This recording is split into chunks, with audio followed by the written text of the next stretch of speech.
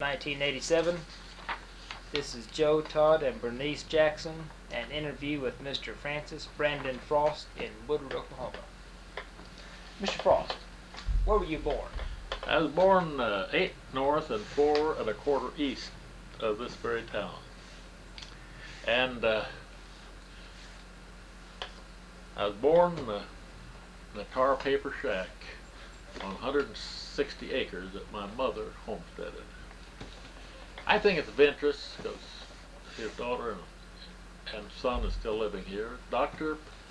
Pearson came in a buggy at 8 miles and 4 east and delivered not just Brandon, but delivered twins. And her name was Beatrice. I'm sorry to report that I've lost my twin sister with cancer 3 years ago. I've often wondered, and I wished I'd asked my parents, if he charged double, or maybe he gave them a special rate because it turned out to be 2 instead of 1. But anyway, the tar paper shack, not like Abraham Lincoln, a log cabin. Kind of wish it had been, because it'd been more comfortable in that tar paper shack. But anyway, I think it's interesting that my mother gave me birth on 160 acres, that she homesteaded as a real, true pioneer of western Oklahoma. When's your birthday? October the 26th, 1911. Now on this 1911 stuff, I'd like to tell you, I'm not as young as I used to be, or as old as I expect to be. Who was your father? My father is Frank Brading Frost. He was born in Ringgold County, Iowa. Malloy is a little town where he grew up as a boy. He ran a hardware store for a short time, and he didn't stay there because he met my dear mother, and she had moved to Oklahoma. In fact, had moved to Moreland, Oklahoma, where she was superintendent of schools for many years. And then my father decided he'd better come to Oklahoma, since my mother had. And they were married in 1909. And my mother, the rest of her life, 40-some years, she taught in rural schools, and left the Moreland position because she had to be out there on that land that she was homesteading. And of course, my parents loved the farm. They loved agriculture. I wouldn't say they loved the hardships that they had, but like so many, they knew that they were getting a new life. Some of these states it's hard to acquire land. My father purchased the rights to a homestead from another person, and in a way they both homesteaded 2 1/4 sections, 320 acres. We still have this land, and we still have that home place. And this is where I grew up as a boy. My mother taught us children. I have another sister, Mary Margaret Blueball. My mother taught us. The only teacher we knew was our mother through the first 8 grades.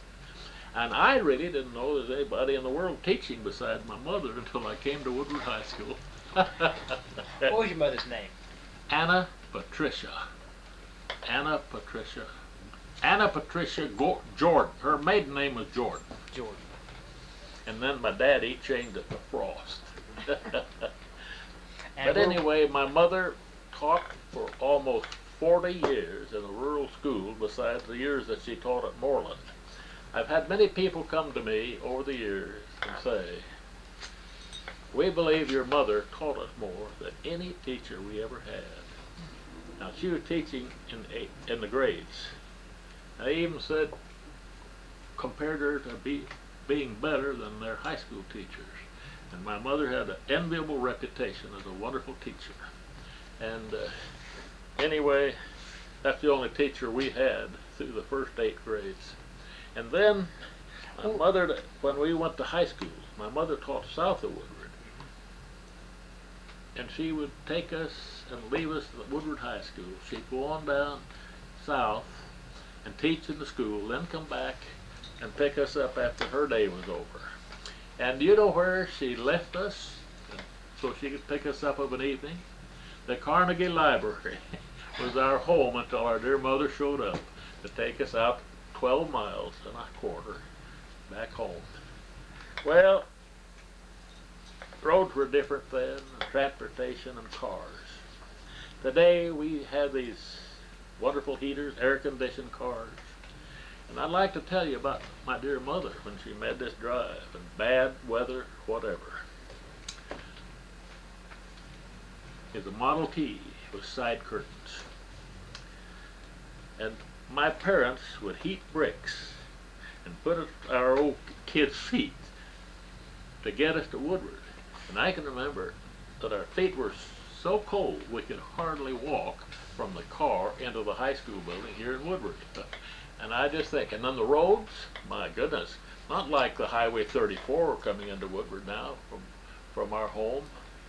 A lot different highway than today. I've seen us, Dad would take the side curtains down if he could, it wasn't bad weather.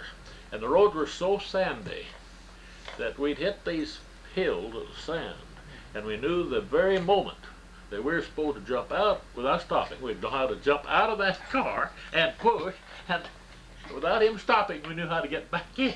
And what a change. So while my parents are true pioneers, I observed it, and I know what we're talking about.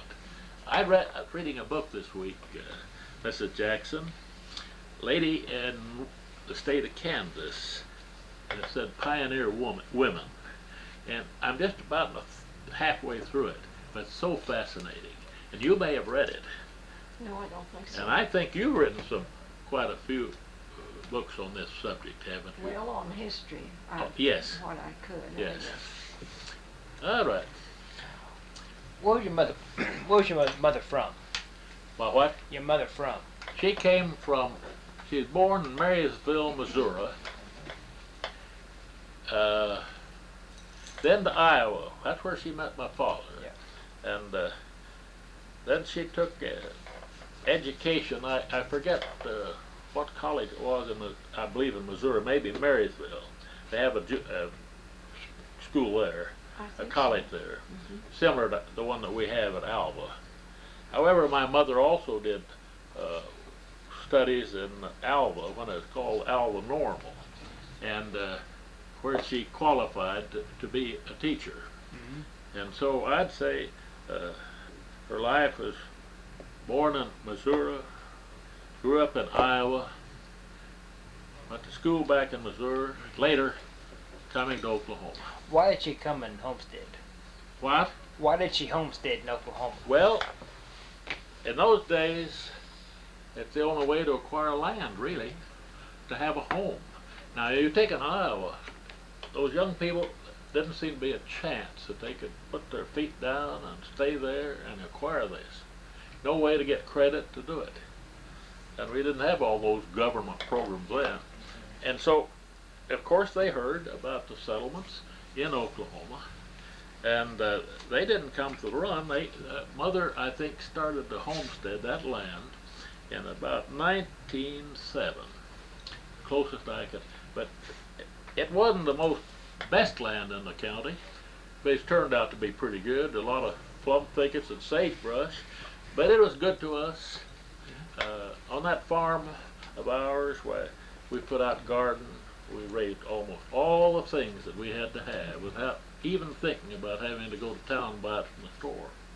And they were very self-independent, and they depended on cattle and milk and selling cream and selling eggs and putting out a wonderful garden. And my father loved the soil, and he put out one of the most wonderful orchards of almost every type of fruit tree. It's still there today, although the tornado that we had in '47 came through that area and just about destroyed that orchard. But anyway, it was everybody working, everybody putting an effort, learning how to work, hoping to get an education, mother insisting that we children would get an education. And when we finished Woodward High School, there's hardly anybody north and east of Woodward that even thought of going past high school. But my parents said, you're going to go to school at college. Well, the natural place was Alva because it was close and less expensive than going to a university. Now, Alva's called Northwestern State University today, but it wasn't at that time. It was Alva State Teachers College. Yes, sir. Okay. You said that you were born in a tar paper shack. Yes, sir. Why was the family living in the shack? Well, it's the best they could have. It was a one-room building, fairly tall, and it was just tar paper nailed to the wood to keep out the wind from these boards that went straight up and down. And this tar paper, I have a picture of it. It's tar paper shack, kept out fairly well. The cold, I don't imagine it kept out the heat too good. And there were very few windows, if hardly any, to let ventilation. But it's just a one-room tar paper shack. And that's, I guess they're probably pretty pleased if they had that. Well, tar paper, it does break the wind. A wind don't go through tar paper, does it? It doesn't go through too much. Yeah. That's what I was thinking. Yes, I think that's right. What kind of work did your father do? My father was strictly, after he came to Oklahoma, my father was a farmer. And that's what he wanted to do. And he was a kind of a man that could have succeeded at anything he decided to do. And whatever he did 100%. But this was what he wanted. He loved the soil, and he was happy his whole life. He loved cattle. He loved to plant corn. He loved to put out wheat. Oh, of course, you cut your wheat with a header and a barge, and I've had my little share of that as just a very young boy, seeing us cut our wheat with a header. How many men in a harvest crew? Well, in a harvest crew? Yeah. Well, the way we did it, there'd be one person running the header. There would be two people in the barge. About 4 people could operate one barge without trying to employ a lot of people away from out of the side of the family. I'd say about 5 people, and you could do a pretty good job of cutting wheat. Well, you would have the man on the header. Yes. And 2 in the barge, and 1 on the stack. That's right. And then what they called a scratcher. Yes, that's right. Now you know just what I'm talking about. Well, harvest time was a great deal for a kid like me because there's more activity and there was a lot of conversation. And my dear mother would make a wonderful dinner, for the crew, whatever, and people that were working. And so as a kid, I always looked forward to harvest. That's a great time. And then she would bring lunch out in the field in the afternoon. Many times she did. And Many lemonade. times. That's right. Lemonade was always served. Yeah, that's right. Now, I can remember too, the water, would be in jugs. We'd take the water. Of course, by the middle of the afternoon, that wasn't very cold water. It was pretty hot. But it was, anyway, it would quench your thirst, whether it was cold or lukewarm. And those are just the things that I guess the pioneers never thought much about. They just thought that was par for the course. Yes. Today, I don't suppose you'd think of cutting your wheat unless you could have it a little nicer than that. Well, we'd have to have a combine today. Yes, we have the combines. Another interesting thing, we talked about the combines. My father acquired during his lifetime, and we still have the land, 960 acres of land. I never saw a tractor. It's my father's farm. We did it with horses. A lot of our neighbors had mules, but my father was a great fancier and lover of horses. So our means of farm work, horses. and they were just almost like part of the family. You just loved those horses. And I have to think, not until I left the farm and went to school at Alva did my father have a tractor. And I guess after I left, he saw all the work I was doing, so he thought he'd better get a tractor to take my place. But do you like horses? Yes, I like horses. However, my life has not been too closely worked out to associating or working with them, which I regret. It's just one of those things that I hadn't worked out like I kind of wanted it to. I suppose you worked horses. You took what, 4 head onto a game Right, plow? that's right. I used my father put me to helping him farm when I was pretty young, really very young, and I wasn't very old before I could handle 4 head of horses on a cultivator, whatever, listing. I always prided myself that I could list clear across the field without making any kind of wiggles. yes. And but it was with horses, and I'm sure it'd been a lot easier. Now, something else I want to tell you about my pioneer people. We raised turkeys to supplement what little. My mother and father, most seasons, would have about 1,500 turkeys to take to market. And on top of that, of course, milking was very important. We'd milk 16 to 18 head of cows. Seemed like they were always working. We were either doing something. But anyway, we hauled this cream to town, sold it to arbors that used to be here. How did you keep your cream cool? We had it from big milk, Trough? yeah, a Milk great trough. big trough of cold water, and big one, and we'd have the water, just rolling cold water out of this well that's about 100 feet to get water in our home, and it would just keep that cool, and it wasn't air conditioning, like we think of now. Did you have cool. a windmill to? Yes. And a tower to? That's right. And this water just kept flowing through there to the tank to water the cattle. But all for it did, it cooled milk, cream, and other items that was perishable. And who took care of that? Did your sister take care of it? my sister and of course my mother and my 2 sisters, I should say. Yes. You had 2 of them. And they, yes. And actually my work was out in the field. And my 2 sisters helping my dear mother. Now in those days, of course, you know, you didn't buy baker's bread. My mother baked the most wonderful homemade bread.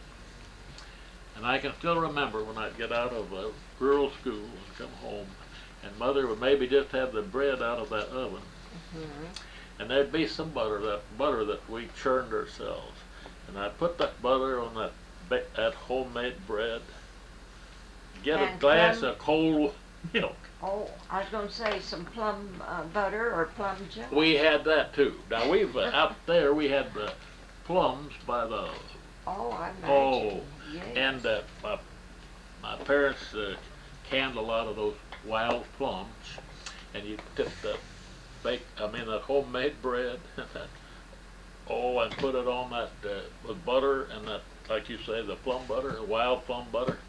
I tell you, there's never anything tasted any better. Well, there you are. We talk about school. Not yet. When'd you start school? Well, let me tell you something. I told you, or referred earlier, that I went to Alva, northwestern state, and I got my degree there in 1932. And I taught school in the high school of Visay, Oklahoma, for 2 years. And then I decided I had an offer to come to Woodward to work for a very outstanding merchant by the name of Roy Adams. And he offered me a good position that paid as much as I got teaching in the high school, and he said, but it'll be 12 months instead of 8. And I took this, and I never regretted it.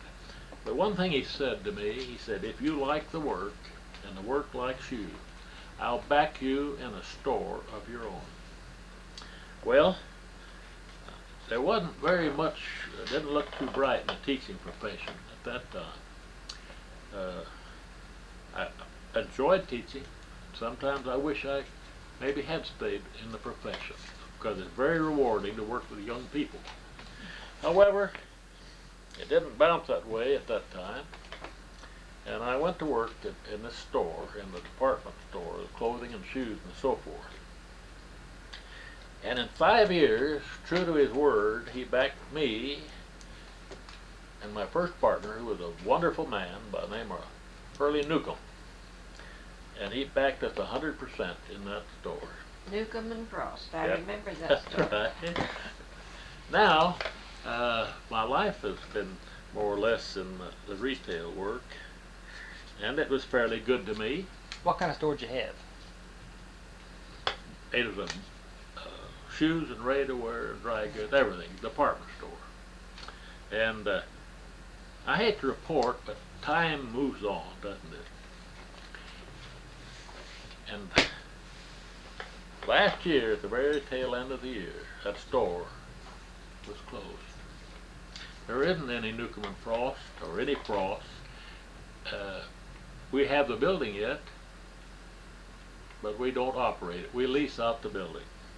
And I must say that after 47 years on that corner, waiting on dear people like Mrs. Jackson, many years, there's a tear came in my eye because it had passed away. It was no more. And I thought of all those wonderful years that I worked with the public. And no place could you ever live where you have more wonderful people that walked in your door that you got to serve, got to find the things that they wanted. And I must say, in our place, when you walked in our store, we knew you were there, and we came to you, and we waited on you, and we thought it a privilege that you walked in. Today, I hate to say it, but you can walk in a store and they don't even act like you're there, and don't act like they care whether you buy anything or don't. But we didn't operate like that in those days. And another thing, we stayed open so many hours, and on Saturday night, never thought about closing that old store until about 10 o'clock. And we had benches out in front, and all the good people in town and out in the country would sit on those benches and visit. And we've lost something. When did you open that store? In July of 1939. And you know what? In August, the war broke out in Europe. And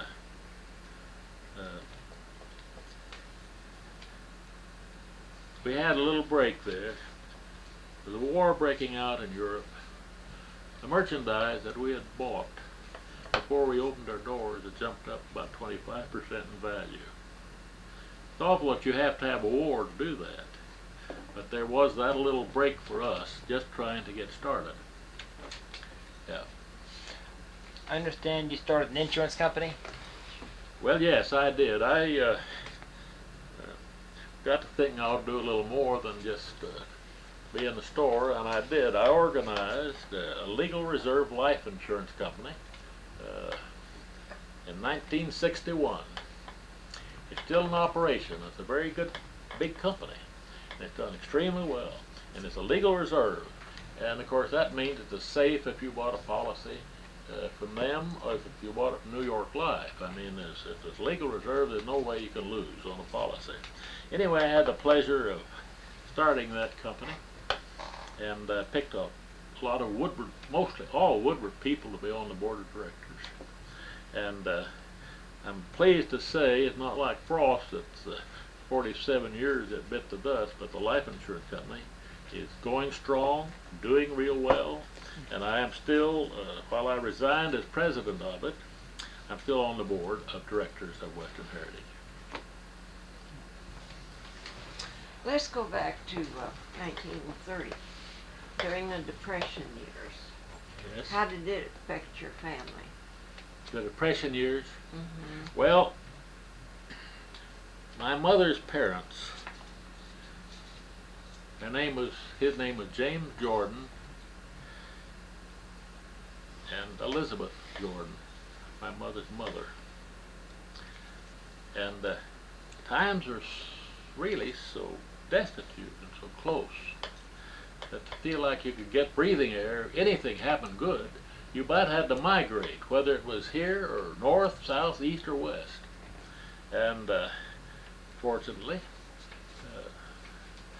my mother's parents decided on Oklahoma. And I suspect those young daughters of theirs had a little hand in that too. And they thought that Oklahoma was going to be a land of opportunity. Well, I can't say that it was or wasn't. I think it was pretty good to my people. And I think really those that got in and tried and worked and applied themselves, I think it was kind of the land of opportunity for all of the wonderful pioneer people that we've had out here. And I don't know, I just think it's kind of an idea, well, where do we go? This is bad. They couldn't acquire any land, they couldn't do hardly anything. And then I'm sure that my mother, who was qualified before they moved to Oklahoma to teach, she must have got some information from somewhere that they were looking for school teachers. And I think it's partly the land and also a chance to teach, my family at least. Well, what about 1929, when we had this depression in 1929 and 30? I'll tell you, I'm old enough to remember 1929, but I didn't see much hardship because that's the year I first went to Alva. And I don't know how my folks and all that depression and everything, how they kept us 3 kids at school at Alva. But they decided we were going to get an education, and whatever sacrifices it took, they were certainly willing to make. Now, 29 was a real tough time on the farm. You couldn't sell grain, you couldn't sell cattle, you shoot your hogs, you butcher them, and that's about all the value there was to have your own meat. Like I say, you know, you produced about all the things that you had to have, so you're really independent. But, you know, I remember a statement my father, Frank Frost, said. Roosevelt, you know, came into office in 1932. I well remember when he was inaugurated on March the 4th of 33. Well, he turned things around, as we know. My dad said, Brandon, I didn't know a person was supposed to have any money or make any money until Roosevelt came along. Really, he just didn't know he was going to have any money. You never thought of it. There wasn't. You survived. I believe that's the way you could say it. You survived. Never thought of spending money. I can remember, how much time? You got time for me to rattle on a little more? Sure. Yeah. Let me tell you one I think is kind of funny. Not very important, but kind of funny. So oftentimes I didn't get to come to Woodward on the 4th of July because we're cutting wheat. You know, we cut wheat so much later then than we do today. And I was very disappointed when I couldn't get to Woodward on the 4th of July, but one particular 4th it rained. And we all got to go. And you know, this is quite a little trip, you know, 8 miles and 12 miles altogether. And we went in a wagon. And when we got there, I'll never forget, my father gave me 30 cents. Well, sir, that felt pretty good. How old were you? Huh? How old were you? All right, I'd have been about 13. Now, we had these sand streets, no paved streets or anything in Woodward, and oh, it was hot, and oh, I got thirsty right away.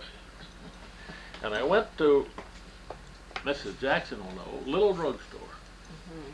And I sat up on a stool, and a fellow by the name of Cecil Kimmel was in high school with me, and he was working there dispensing drinks. And I sat up there, and Cecil Kimmel walked over to this old kid, and he said, "Brandon, what do you want?" I said, "Cecil, what do you got?" He had a sing-song. He just rattled that off just like music almost. Name every kind of a drinking mixture. And when he got through, I'd say, "I'll have a root beer." Okay. I get thirsty again. I get back there on that stool. Here comes Cecil. Cecil says, "What would you like, Brandon?" I said, "Cecil, what have you got?" He rattled this off again, this sing-song. He get clear through. I said, "I'll have a root beer." Now these root beers cost a nickel, and mind you, I had 30 cents. So I still had 20. Well, I'm gone. Oh, I get thirsty. Oh, I come back in. I sit down. Kimmel says, "Brandon, what would you like?" I say, "Cecil, what have you got?" He sing-song that the third time, and I said, "I'll have a root beer." I'm not going to repeat this, but 3 times, but I went through 30 cents just exactly like that, a nickel at a time. So I think it's always funny. I've always laughed at that. Anyway. Go ahead. Oh, I don't. Do you remember the circus, when the circus came to town? Yes, I do. I sure Tell do. us about that. Well, my memory is not too good about on those, really. I remember them. I remember we attended, and I believe that when we were in high school, they let us out for a certain period of time to attend the circus. And of course, more than the animals, I remember the equipment that they had, like the Ferris wheel and all this was a thrill to me. I mean, it's just unbelievable. And I remember that really more than I seem to be impressed with the animals. Well, they had a 5-ring circus.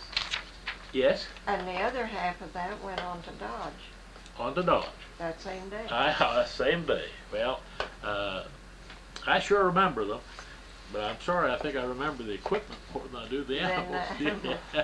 Do you have any memories of World War I? Hardly. Not as a war. Now, as a boy, we had a neighbor boy that went into World War I by the name of Dwight Gaddis. And incidentally, Mrs. Diva Gaddis is still living here in Woodward. She's up in her 90s. But anyway, he came home from the war. Right home, he's still in his uniform, and I was going after the mail, which I had to go to our mailbox a quarter mile west of our home. And I bumped into him in his uniform. And I think I was probably going to try to evade him, but he saw me and he knew I was Frank Frost's boy. And he ran and grabbed me, and he picked me up and just literally threw me up in the air and caught me. And I remember that, and I remember how impressed I was with that uniform of World War I and of what he did to me. And Gaddises were a family of many boys, but I believe that Dwight Gaddis was the only one that was in the war. Now, you mentioned World War I. I certainly have memories of World War II because I was in World War II and took my basic training at Camp Lee, Virginia. And When did you enlist? Did you enlist or were you drafted? Sir? Did you enlist or were you drafted? I was drafted. I had 2 children, real small kiddos at that time, and I guess none of us were very anxious to leave our loved ones. But I was drafted, and I was the first one to leave Woodward with a service that had children. I was one of the very first. What year? 44. 44. Now, I went to Camp Lee and took my training, and then I ended up serving in the South Pacific at Saipan. and I spent 2 years in the South Pacific, and I got to come home in '46. So that doesn't sound too long, 44 to 46, but if you're a long ways from home, in a foreign land, and people telling you the war will probably never be over, never be able to whip the Japanese, it was quite a long time. What'd you do on Saipan?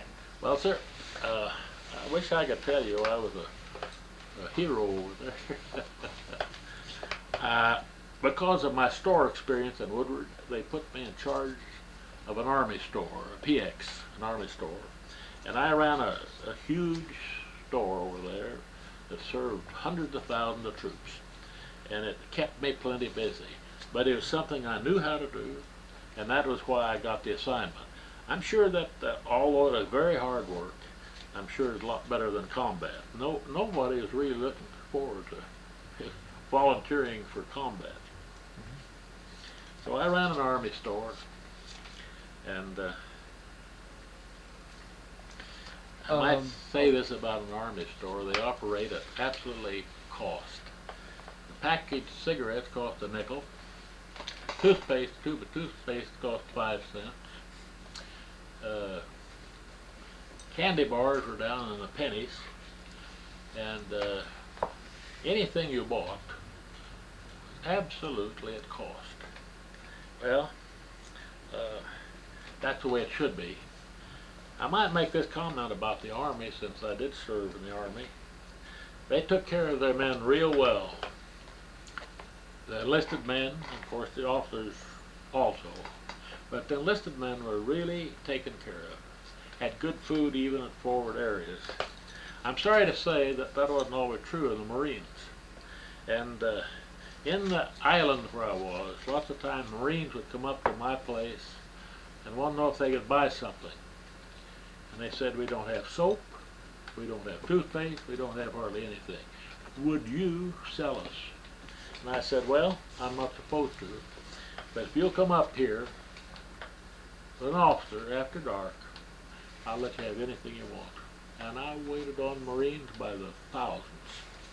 And I never understood why the Marines had to be in that shape while the Army had everything. And the Navy over there, if we had a lot in the Army, the Navy had 10 times more than that.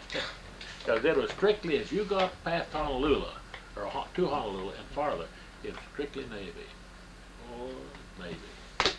So the Marines was, for some reason, I don't know why, they were sure short of having what they should have had. Do you remember VJ Day? Yes, sir. What'd you do that day? Well, sir, I remember VJ Day. I was in the PX, of course.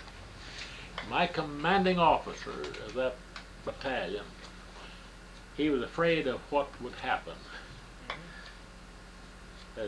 Overjoyous of the troops, maybe drinking a little too much moonshine or something, and he asked me to lock up the PX that day because he was afraid that they'd hit that PX and do anything, maybe hit it, carry off merchandise, he didn't know what.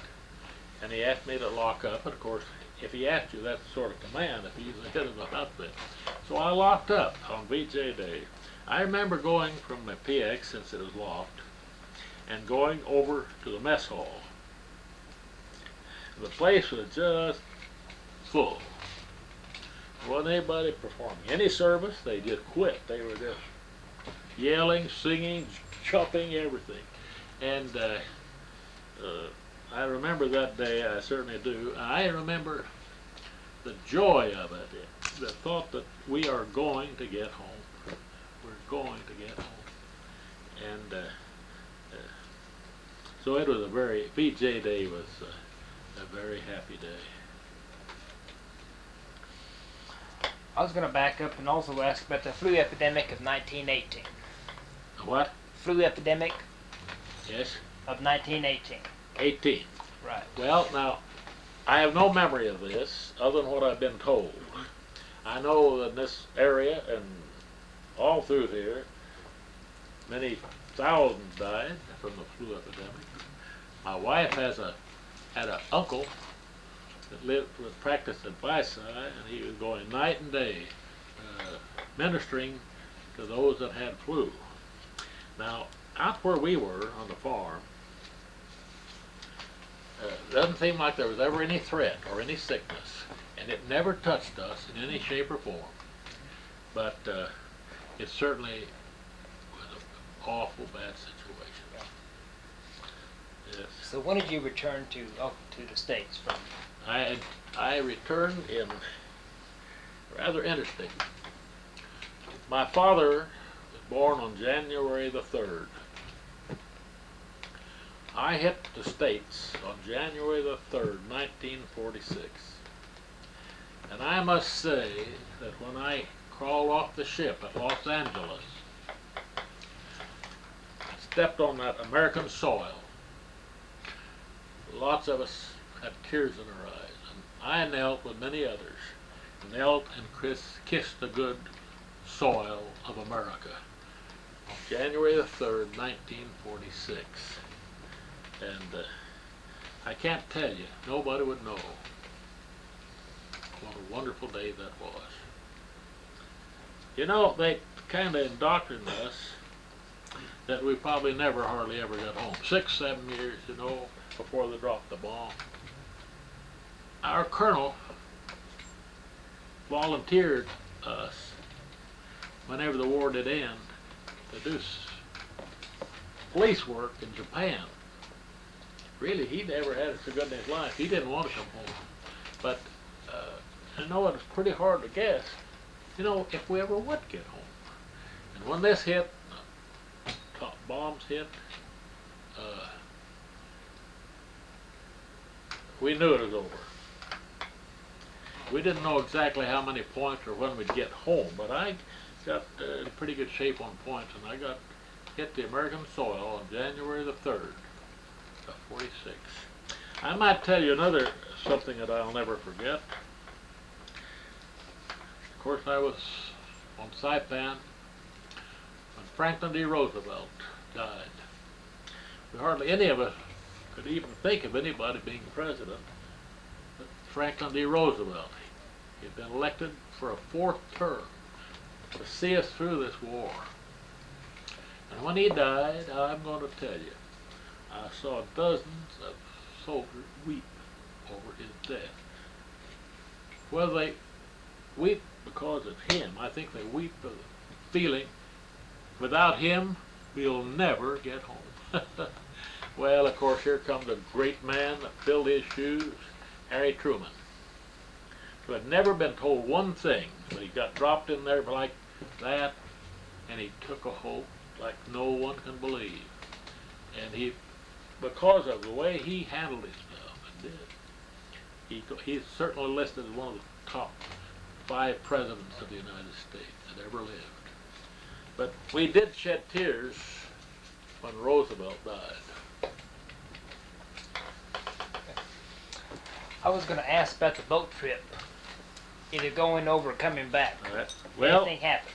Well, on our way over, we had a submarine alert, and we were in complete darkness, night after night after night. That meant no fan, no ventilation, no nothing. That ship just floated. Well, it's that way, and of course the daytime was different. They made the regular progress, but not at night. And this was scary. I saw several soldiers just go berserk. They couldn't take it. They just went berserk. Well, now, I don't know, and I don't know, many would do that, but here's the feeling that I had. I got up and went to bed in my bunk, and I went to sleep just like I was at home, because I knew no matter what I did, would not control the situation at all. And I just as well sleep. And I had to believe if they ever struck our ship, that I'd get saved, that I wouldn't drown. And I had that faith. I just believed if this awful thing happens, I believe I'll survive. And I went to sleep and took it calmly. While many, really, they had to put some in chains and lock them up, just, you know, in the prison cells there, with that ship. and they just completely lost their composure. Now, on the way back, of course, the war was really over, and the only thing that I remember, I came back on the USS President Hayes, and the food was good, but the food somehow got poisoned. We had a whole shipload of soldiers just sick. And also, it's kind of interesting. On the way home, I had 2 Christmases and 2 New Year's Days. But let me tell you something about the bowl game on New Year's Day. That Bob Fennimore, who grew up in Woodward, still my friend. I see him quite frequently. I saw him not very long ago.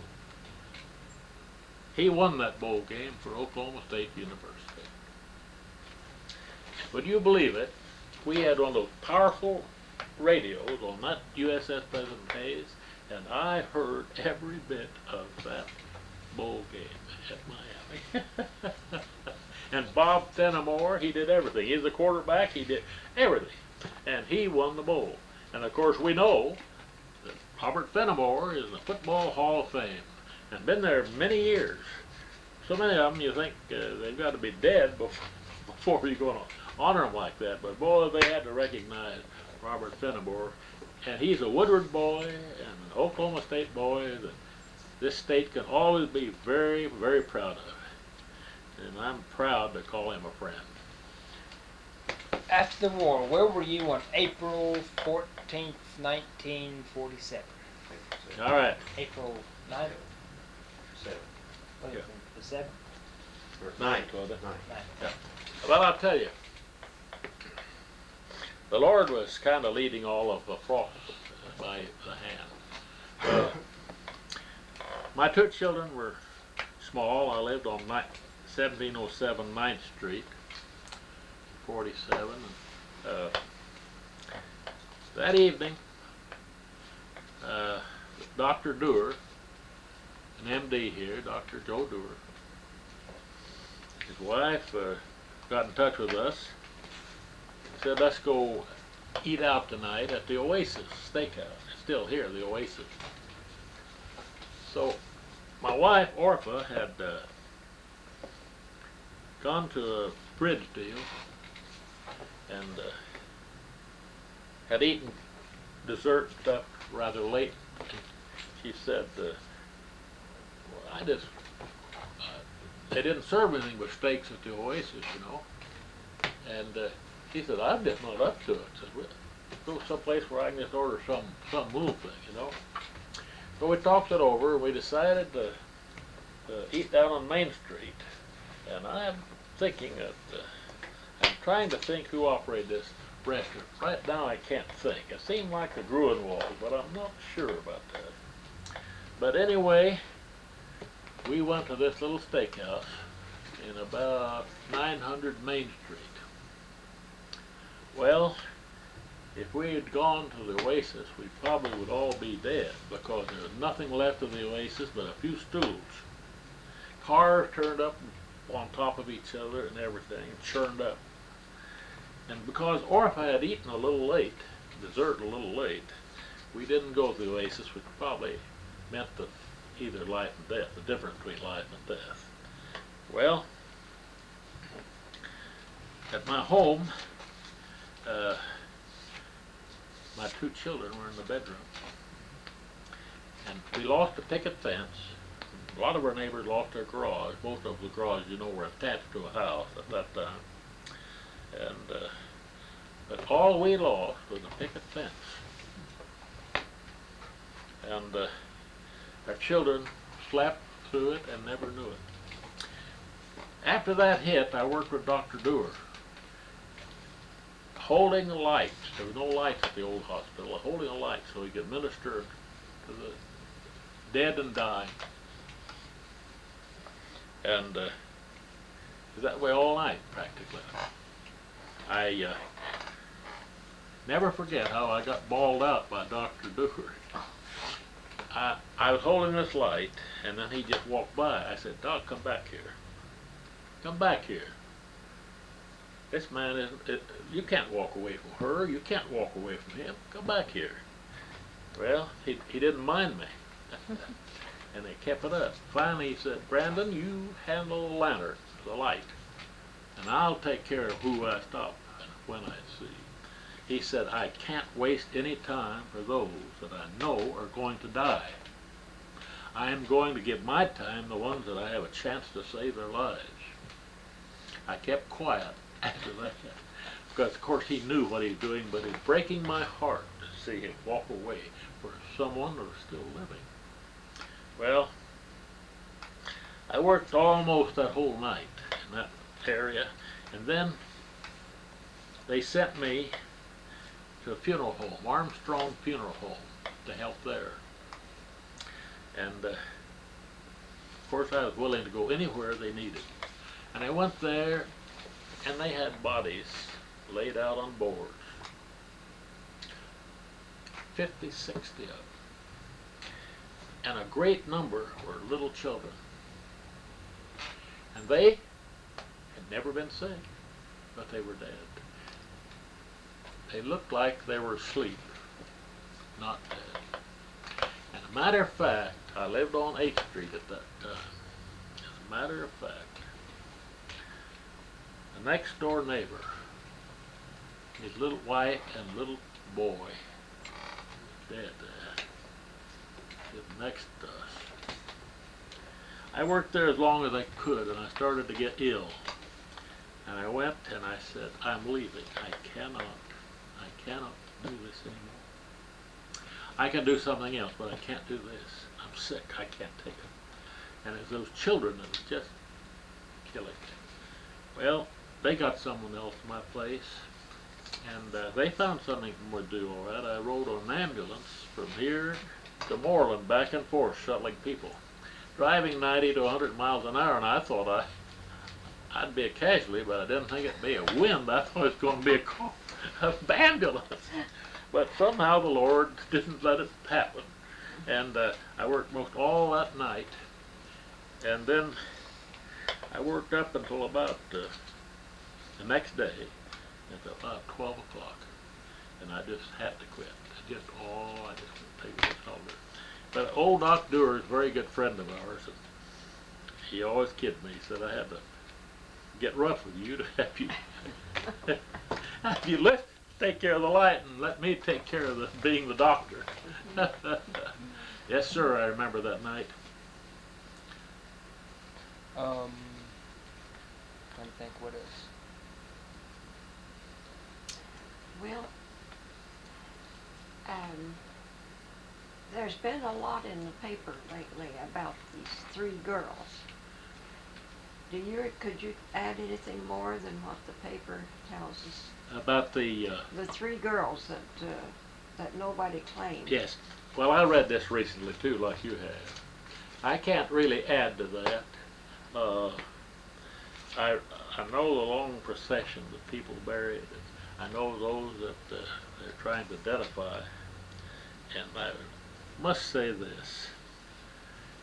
Tragedy brings out wonderful traits of the human people,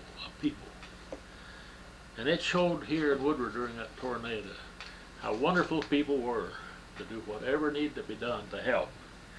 And if it hadn't been for that, the people of this whole Oak State, Woodward wouldn't have built back like it did. And I remember in particular the wonderful Mennonites that came here, and they reported and said, we don't want anything but the dirtiest job you have. And they went out there and dug graves in that slush and mud, dug graves instead of having something maybe a little cleaner, not cold and out of the wind or something. They dug graves for all those hundreds and some people that had to be buried. So tragedy brings out some wonderful traits in people we know that we almost forget they have it. But if it comes up, they'll prove they have it. And especially I think that's true of people of pioneering spirit that are sons and daughters of pioneers. I sure believe that. I've often wondered, there were so many people buried just every day. Yes. They couldn't have services for them. Well, I think pretty well they did have services. Well, I wondered about that. I think they did. I think pretty well they did. I think it was a short service in a church, their choice, and there was a short service, and then the trek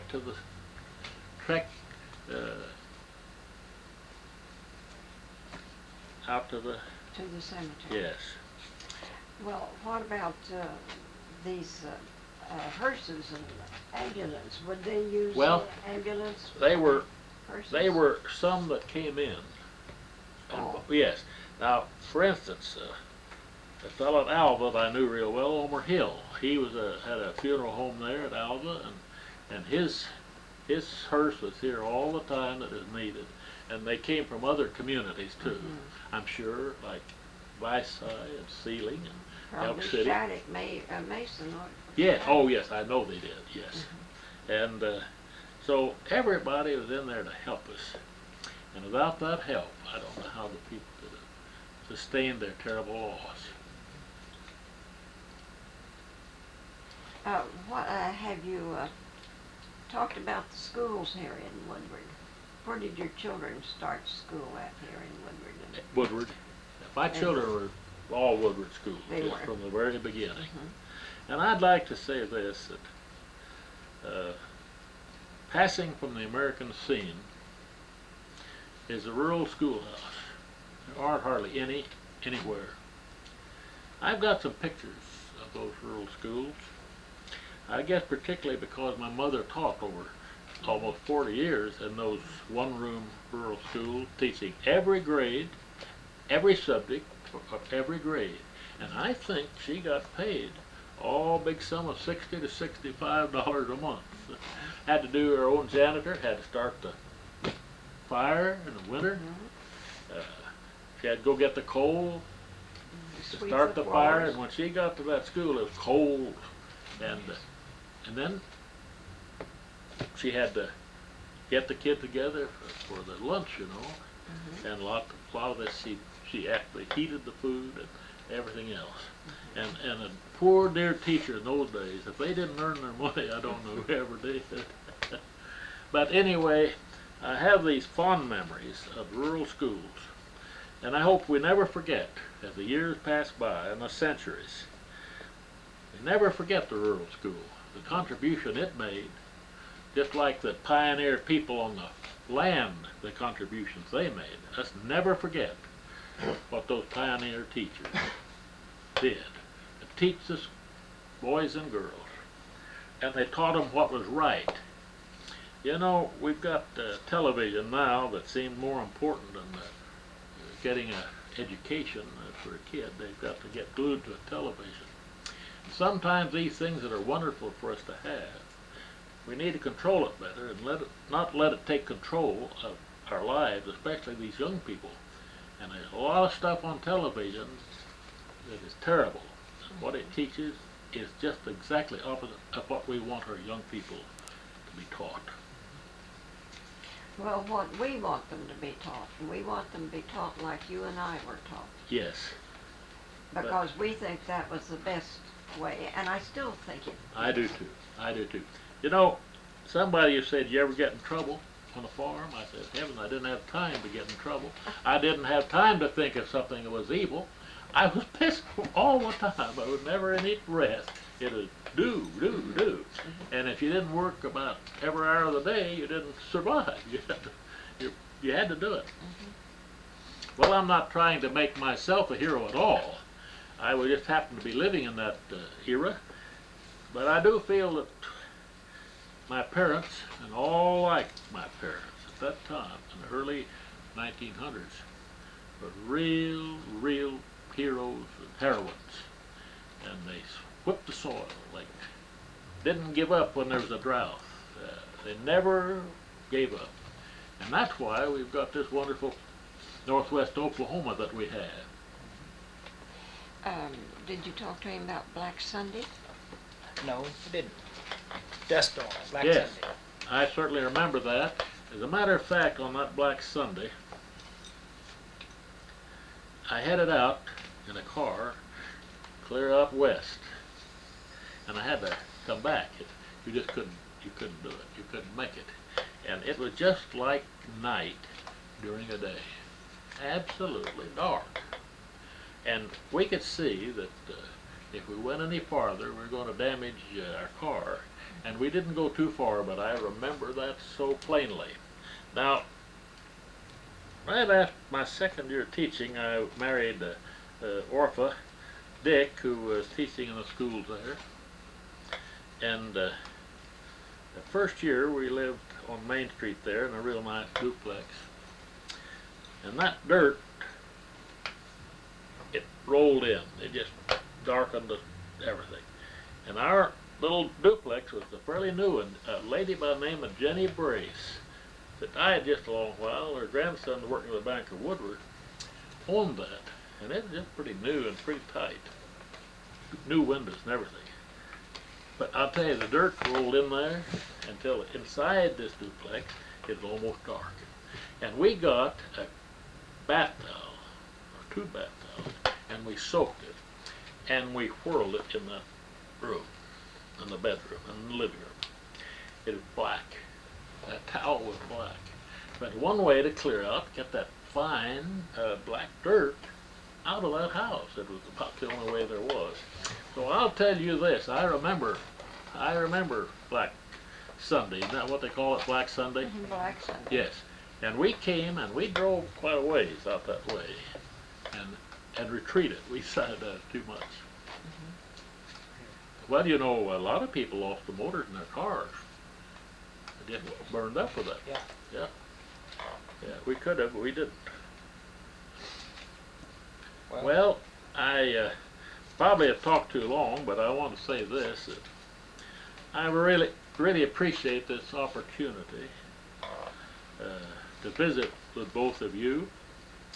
And I must say that Bryce Jackson and his lovely wife Bernice has been a friend of mine for as long as I can remember. And when we talk about pioneers and wonderful people, I'm talking about them too. And I place them in the same category, although younger.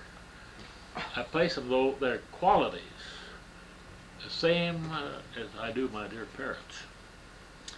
This community and this country is just full of a lot of wonderful people. And I want to say to you that no 2 finer people ever lived in this area than Bryce and Bernice Jackson. And I appreciate being able to visit with you and be part of you on this wonderful day. Thank you. Well, thank you. Did you tell us about your children? What have they... Well, I guess I could have. I'm fortunate enough to have all of my children live here in Woodward. And I have 8 grandchildren. Oh, that's wonderful. I have a son. All the grandchildren live here. I have a son that works for me in my office, in my work. I have a daughter, married Ronnie here, Judy, and then a daughter, Marilyn, that is a hairstylist in Woodward here. Scissors Palace is what it's called. It wasn't Caesar's Palace, it was Scissors Palace. Anyway, I'm fortunate all the children and grandchildren live in Woodward. So oftentimes your children are scattered all over the country, and if you see your grandchildren once a year or every 2 years, you're lucky. We can see them every day. That's great. That's great. You have a grandson in California. Well, yes, I do right now. He's also finished a very high-powered styling school on the West Coast, and this is going to be his life's work. And already he does work on the movie stars. Oh. And you know, it's nothing for them to lay down a $100 bill after they cut your hair. Yeah. Oh yeah, that's part As of a it. tip. Or tip you $20 or $30. Oh, And he's in the middle of that, so I think he's going to do all right. sounds like But he loves it. And of course his mother, Marilyn, my daughter, she's not that high-powered to practice and doesn't want it to be. But he comes by it naturally. He's just doing what he likes. Well, I would like to say that I always enjoyed shopping in Newcomb's and Frost store. And I hated it when you let your store go. I thank you. And And I like to shop with Pratt Vi. Pratt, yes. He was Well, a nice fellow. Yes, I know, and we certainly appreciated people like you that came into our store. Whether you bought anything or not was immaterial, but we got to visit, we got to see each other, we got to ask questions, and how are you? And that was living, you know. And so many of these big stores, people walk in mean nothing to them at all. They don't ever want to know who they are, and to me, that isn't the fun of running a store. Thank you very much for your comment. Well, thank you. I've enjoyed this. Thank you. Well.